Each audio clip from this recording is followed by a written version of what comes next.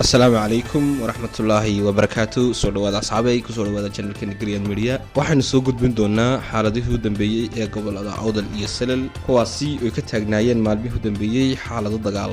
xero ku taala duleedka magaalada Buurama ee loo yaqaan Goryacawl ayaa waxa ka dareeray ciidamo ka tirsan ciidamada militariga Somaliland kuwaasi oo sida la sheegay ka gadooday in loo qaado deegaanka xeebaha oo isku hor fadhiyaan laba jabhadood.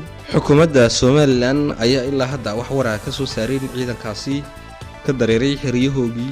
dhanka kale jabhadaha laga dhawaaqayo gobolka Awdal iyo Salel ayaa sii kordhaya maalinba maalinka ka sii dambaysa iyagoo oo deegaano hor leh laga dhawaaqay hadda jabhadaasi.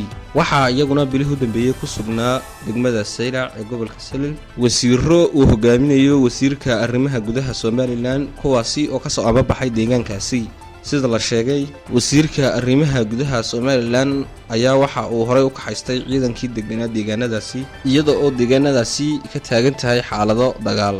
xukuumadda Somaliland ayaa iyaduna waxa ay sheegtay in ay fulinayso mashruucii ugu weynaa abid ee laga fuliyo degmada Saylac ee gobolka Salel.